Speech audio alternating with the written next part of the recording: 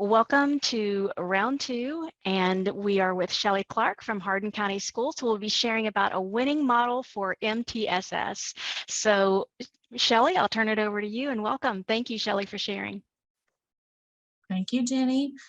All right, everybody, we're going to just jump right in. And so we're going to talk today about the MTSS model that we use at Lakewood Elementary. Like Jenny said, that is in Hardin County, Kentucky, in the Hardin County school system.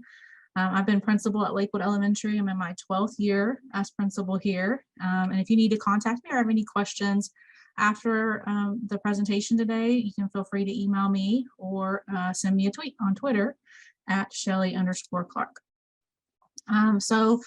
Of course, MTSS, we all know that that is a evidence-based process, has all these 6 essential elements. We've probably all seen this graphic before, talking about all the components that make up a good MTSS program.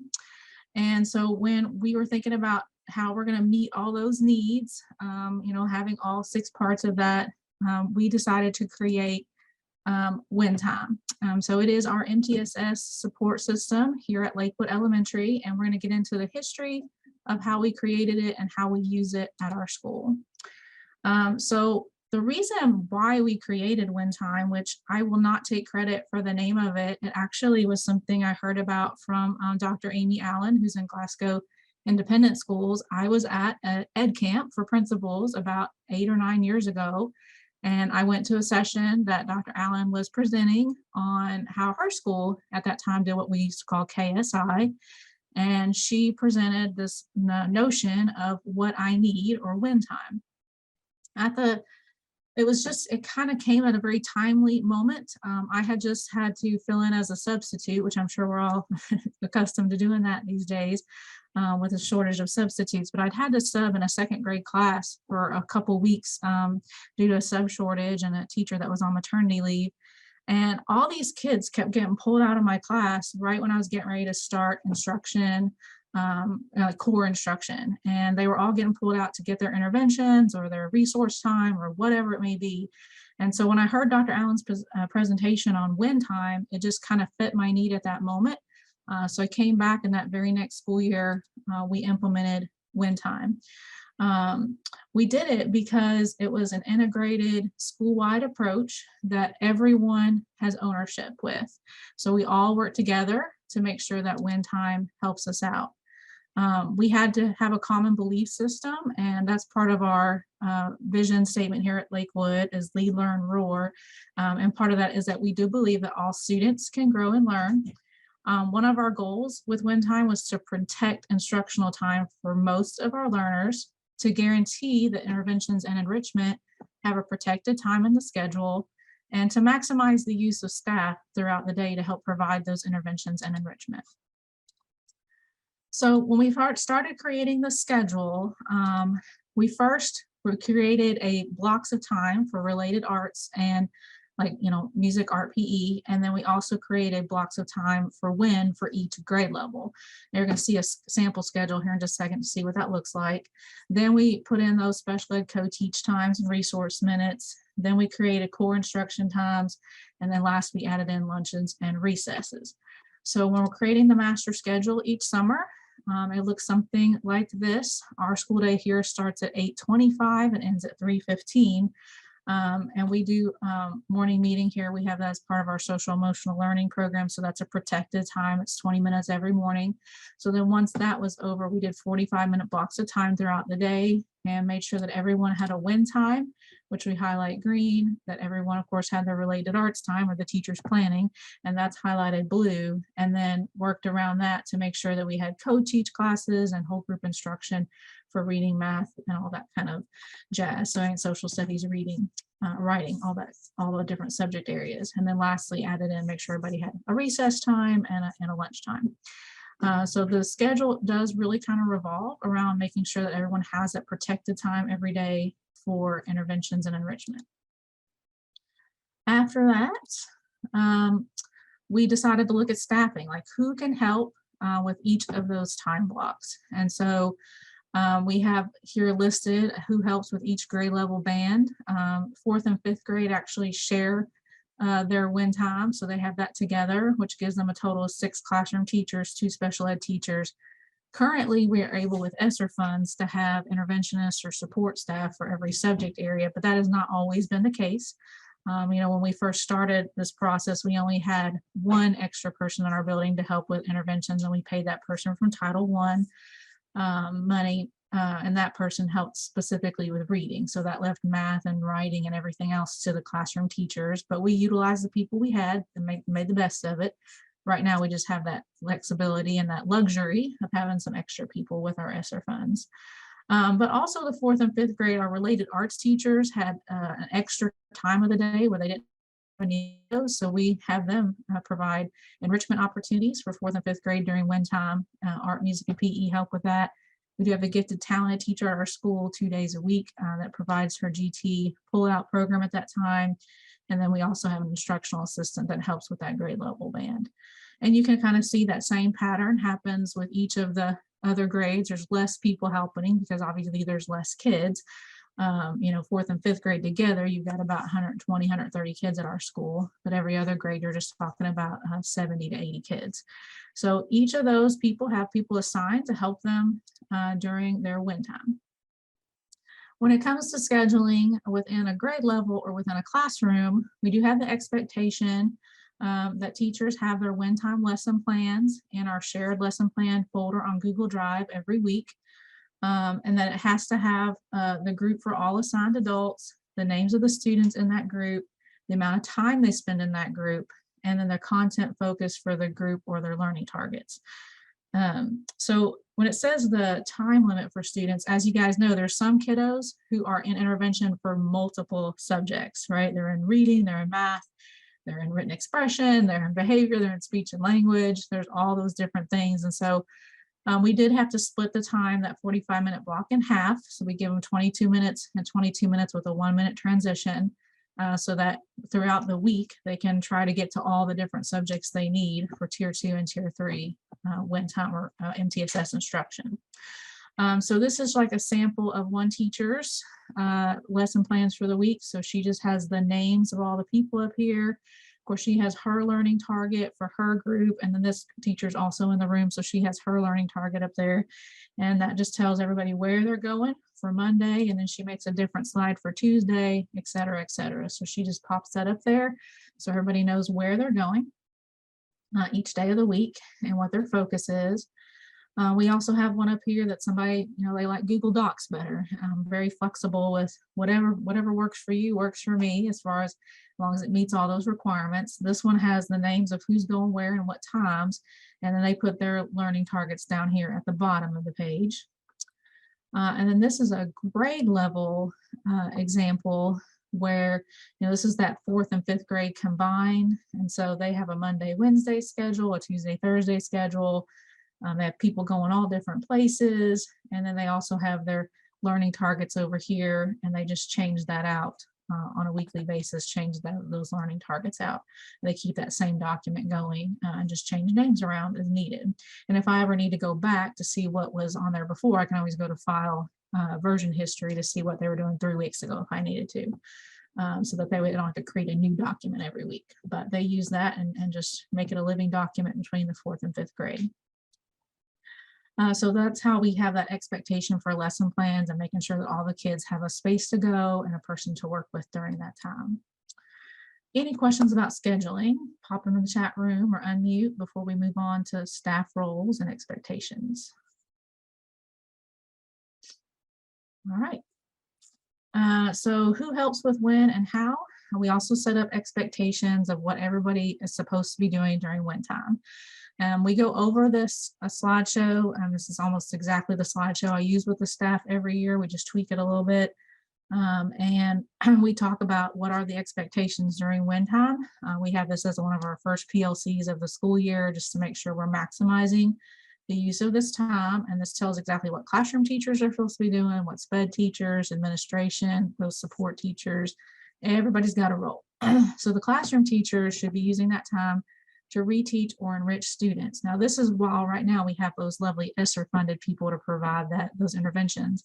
It used to be that one classroom teacher would be in charge of one subject interventions and another in charge of another subject. So we would have more specific roles in the event that we don't have the money to have a funded person for each subject area. Then right now we do have support teachers or interventionists for each of the subject areas provided through ESSER money, and they do those research-based interventions. Our school counselor runs our MTSS team, and she meets quarterly with each grade level, and she has a lovely spreadsheet that I would share with you, but has lots of confidential information on it, so I obviously can't. But she does a spreadsheet showing the names of each student at each grade level, what step of the process they're in, tier 1, tier 2, tier 3, if they've had their hearing screener, if they've had their vision screener. It has like all the information about every kid, like the date they started interventions, if they get released, etc. And we pull that spreadsheet up about once every 9 to 10 weeks, and we go through it and make sure that each of the students that are in that process still need to be in there, or if they're ready for a referral for evaluation, or if they need to be released, that kind of thing. So that's a very important meeting that happens, at least every 9 to 10 weeks at our school, and the counselor leads those sessions. And then our assistant principal is only a half-time assistant principal, so the other half of her money comes out of either Title I or currently ESSER funds. And so she actually helps with the speech and language interventions. And then she plots all the behavior intervention data so that we can keep that progress monitoring up for that as well. So that kind of helps the teachers out without not having to do a lot of paperwork right now revolved around MTSS. So that's super helpful. And then fidelity checks are completed by myself, the assistant principal, or the counselor as needed, just to make sure that everything's going well. We have a form in our county that we use for those, and they go into the folders of the students who are in that process. Special ed teachers also use WinTime to help provide a lot of their resource minutes. So as a district, we try to mostly have our special ed kiddos in co-teach classrooms, unless of course they need resource, and we feel like resource is best done during WinTime so that they're not missing core instruction for reading and math and being in their regular classroom. So a lot of that resource pullout time does happen during WinTime. Also occupational therapy, physical therapy, speech and language therapy. A lot of those therapists try to pull kids during WinTime as well, so that they're not getting pulled out of reading, math, or those core instruction areas. The GT teacher, again, she's there providing her pull-out resources time for her students. Then we have assistants that are assigned to help in each grade level as well. They can do assessments, they can pull a small group and do review. We have iReady and Lexia in our district, and both of those have like pre-made lessons that have like a script with them. So a lot of times the teachers will just print those out based on a kid's prerequisite report or where they are in Lexia, and the assistant can pull that small group and do those lessons with them. So we utilize those people for those reasons as well. When the special area related arts teachers help out with the 4th and 5th grade, we've had all different kinds of groups for that. We've had learn an instrument, an ongoing art project, health and safety classes, working on extended response questions, drama, dance, sometimes content practice. Our PE teacher was a classroom teacher for many years. She taught 5th grade math, so she does some 5th grade math enrichment sometimes with some of her kiddos. They don't monitor kids on technology, so we don't just put them in there with a bunch of kids on Chromebooks and say, do your online lessons. This is a maximizing the use of people time. They're very fluid groups, so they do change those about every 9 weeks. We meet together as a big team after school, and we change all these kids around. That's actually getting ready to happen this week because it's the end of the 9 weeks, and our drama team has their performance tomorrow night, and after they get done with their performance, it's time to change groups again, because that was an enrichment group that we had with our 4th and 5th graders at this time. So they're very beneficial and give those kiddos some different opportunities that they may not otherwise have. The intervention staff that currently are funded through ESSER funds, sometimes through Title I, they have an emphasis on a specific specific content area like reading, math, or writing, provide direct instruction to students. They are, again, not monitoring students on technology. That is not their job. They still get a planning time. We don't use them as a sub unless it's part of the sub rotation schedule. They do attend those quarterly PLCs where we go over everyone's MTSS progress. So that is one day every 9 to 10 weeks where they don't provide instruction because they sit through everybody's PLC time and we talk about that spreadsheet with all the kiddos' names in there. I don't serve as an administrator, and they do have 2 blocks of the day where they don't have win time. Because they're experts in their subject area, we have them co-teach with some of our younger teachers. So like my reading interventionist is really well versed at Orton Gillingham, which is a research-based reading process for teaching phonemic awareness and phonics. So she does co-teach lessons with some of my newer teachers using Orton Gillingham strategies and gets them competent at that. She kind of rotates through different classes doing that. And my math person, she actually does like a little enrichment group with math. And then she works to do small group math with another grade level every day. So we maximize the use of our staff, try to make sure that every minute of their day is filled up with working with kids and teaching kids. As far as technology goes, we do have an expectation that we try to limit the use of technology during win time.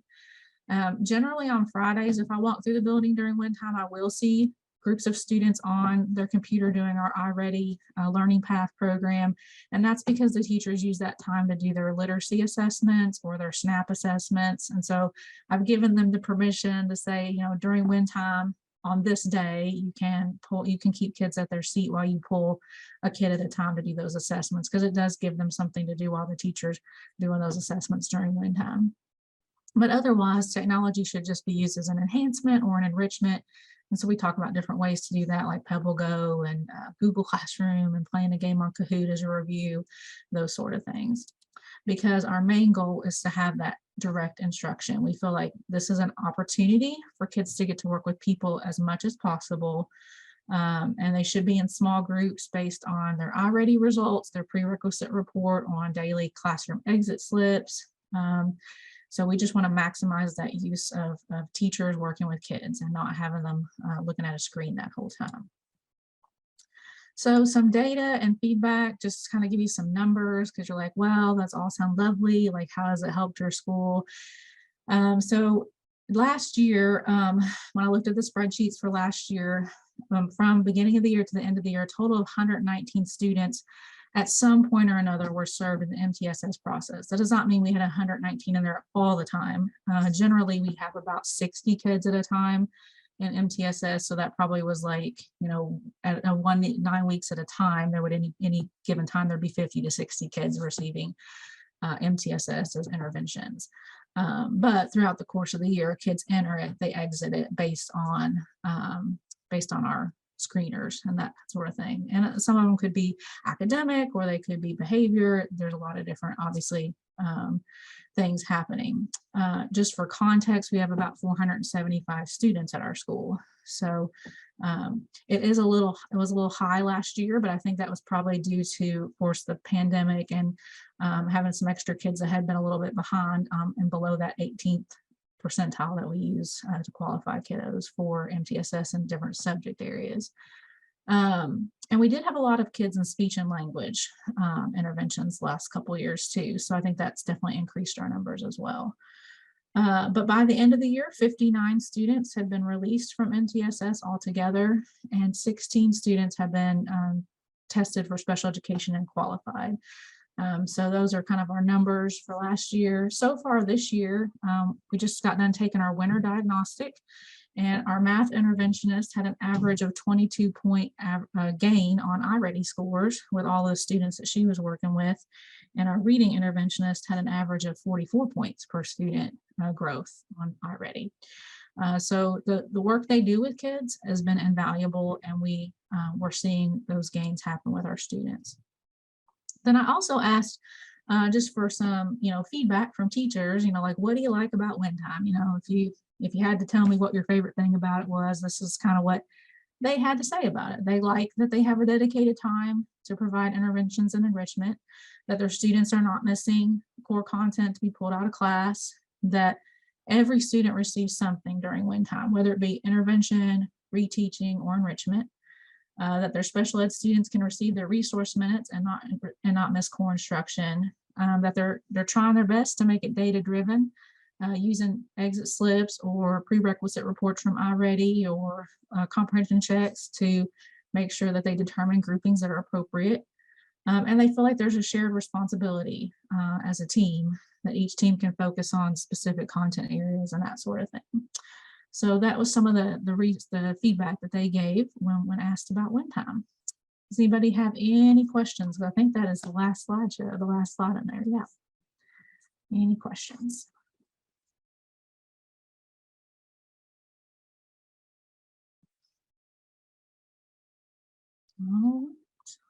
Well, again, if you do come up with any questions, feel free to send me an email. I'll be happy to share any resources. Hopefully all the links in there will work for everybody. If there's one that for some reason doesn't, feel free to request that access through Google Drive or send me an email, and I'll be happy to share any of our files with you so that you can get going if you want to try this process at your school. And if you do try it next year and you just want someone to bounce ideas off of, feel free to email me or give me a call here at Lakewood Elementary School. And thank you guys for your time today. Thanks, Shelee. And I really hope that you heard some ideas about how you might maximize the human resources within your building. So many times when I've visited schools, they'll have a lot of folks within the school who could step out of their role and offer some extra support to students throughout the day. It's just a matter of figuring out how might you take those folks, adjust the schedule such that you're really maximizing the expertise that you have in the building to do so. So I hope you heard some ideas that maybe sparked some new ideas for you in your own context. So thanks again for sharing, Shelee. Absolutely.